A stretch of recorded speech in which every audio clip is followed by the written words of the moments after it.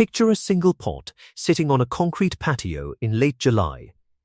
Nothing in it but dry soil and a few brown stems. 3 months ago, that same pot could have fed a family through October.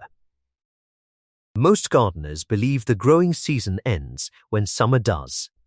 It doesn't. What actually ends is their information, because right now, while everyone else assumes it's too late to plant anything, soil scientists and commercial growers are quietly starting a second harvest. A faster one. A hidden one. Tucked into containers on porches and balconies, most people walk past without a second glance. There's a reason certain vegetables actually grow better when planted late. It has to do with heat, root stress, and a strange advantage almost no beginner knows about. By the end of this video, you'll know exactly which 7 vegetables to plant right now, why most container gardeners fail at the one thing that matters most, and how a $10 pot can quietly outproduce an entire backyard bed. Let's start with the mistake that ends more container gardens than drought, pests, and bad soil combined. This isn't a list video.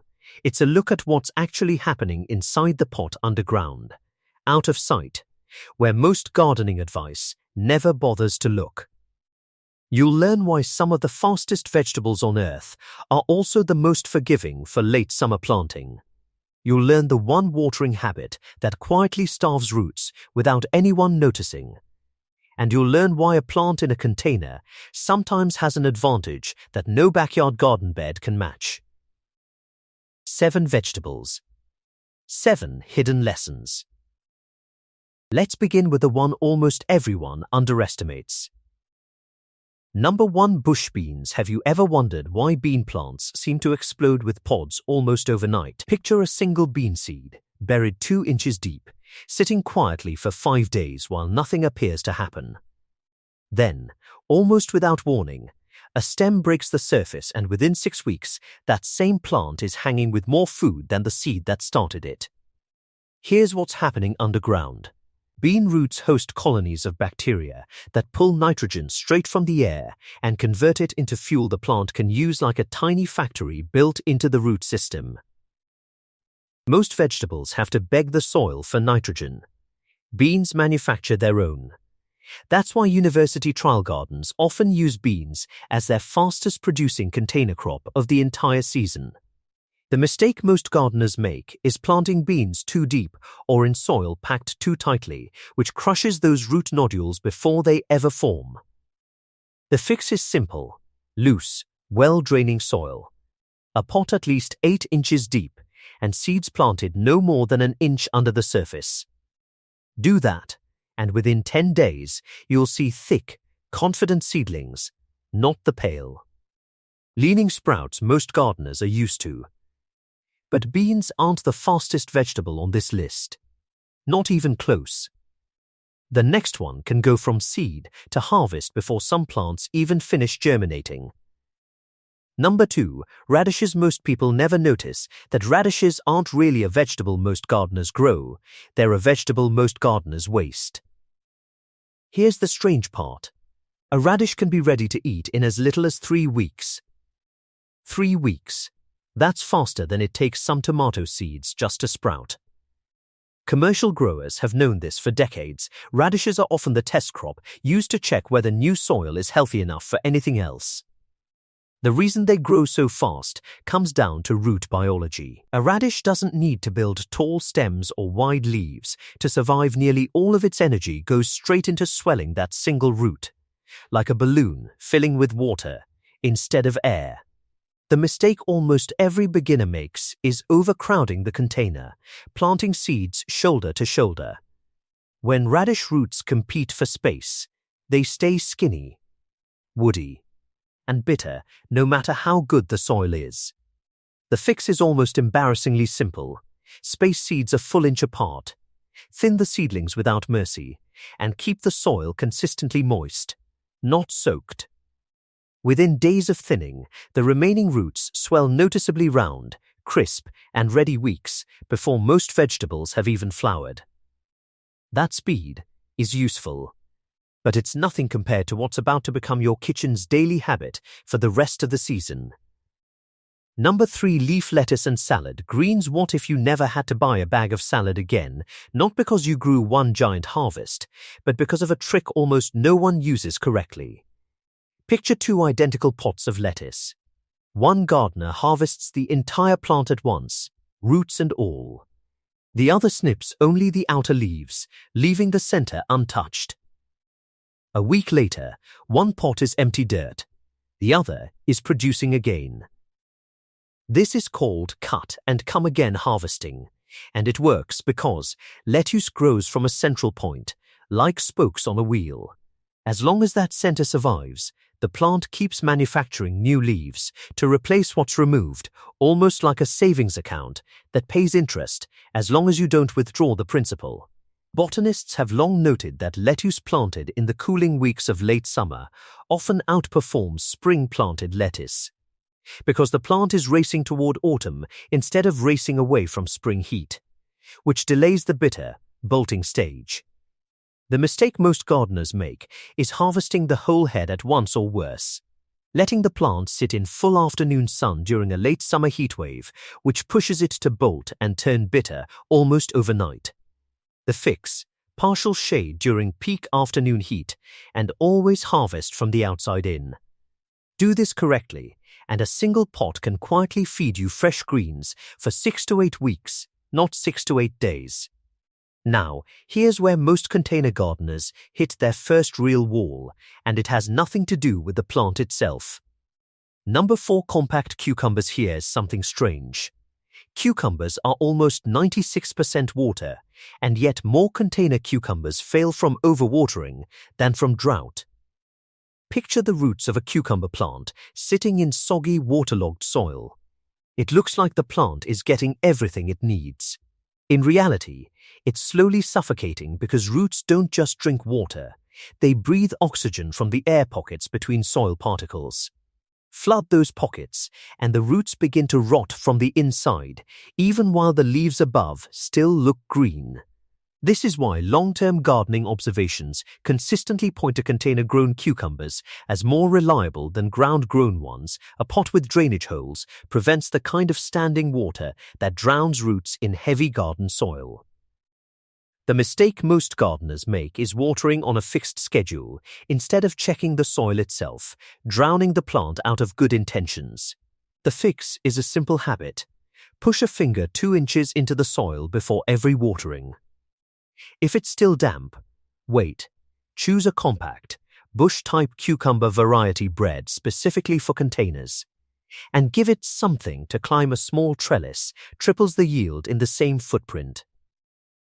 Within 2 weeks of correct watering, the vines thicken, the leaves turn a deeper green, and tiny yellow flowers begin appearing almost daily. That same drowning mistake is about to show up again, this time with a vegetable most people assume is nearly impossible to kill. Number 5. Bush zucchini and summer squash. Most gardeners think squash is a can't-fail plant. Researchers who study container yields would disagree. Here's the real problem: squash plants are enormous energy consumers. A single zucchini can produce a pound of vegetable growth in under 4 days once it gets going, and that kind of speed demands a nutrient supply most container soil simply can't sustain on its own. Think of it like a savings account again, except this one gets drained fast.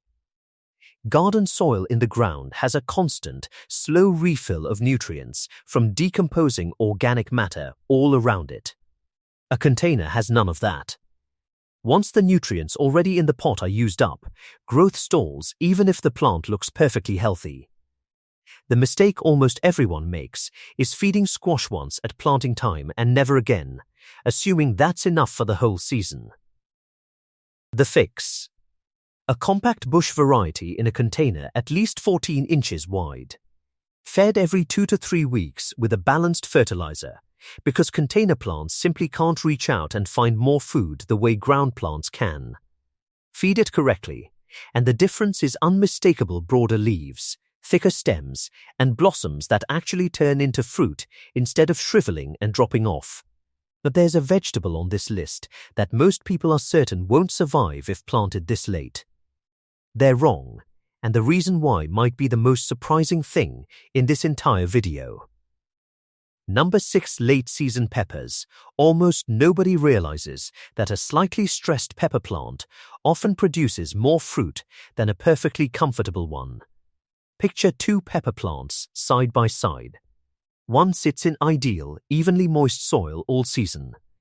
The other goes through mild dry spells between waterings. Counterintuitively, the second plant frequently sets more peppers because plant physiology treats mild stress as a signal to reproduce faster, redirecting energy from leafy growth into fruit production. Almost like a plant sensing it's running out of time. That's exactly why late summer planting isn't a disadvantage for peppers. The shortening days and cooling nights act as a natural trigger.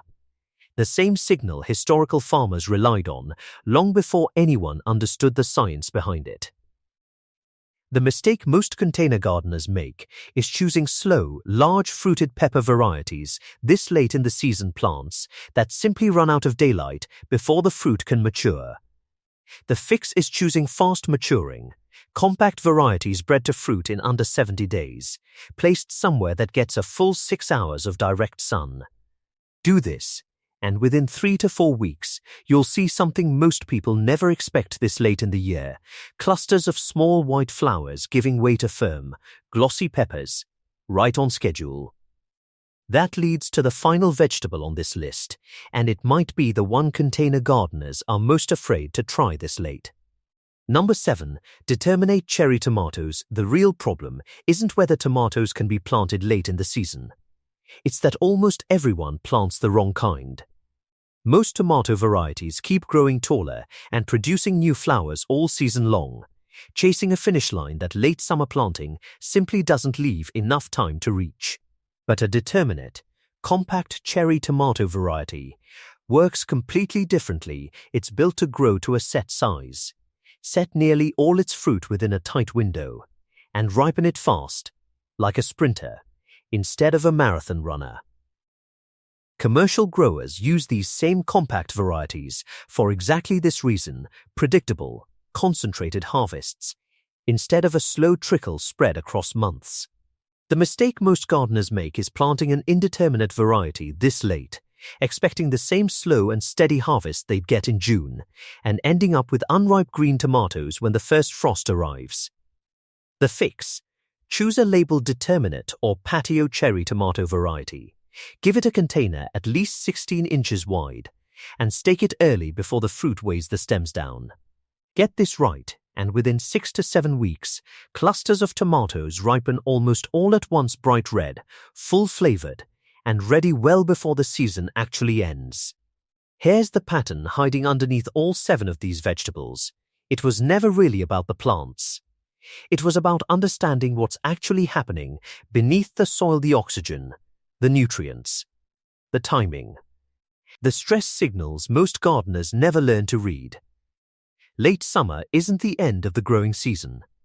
For the right vegetables, planted the right way, it's the start of the fastest, most forgiving harvest of the entire year. So before you assume it's too late, it isn't. Pick one container, pick one vegetable from this list, and start today. If this changed the way you think about your growing season, let me know in the comments which one you're planting first, and if you want more of these hidden knowledge gardening breakdowns, you know what to do.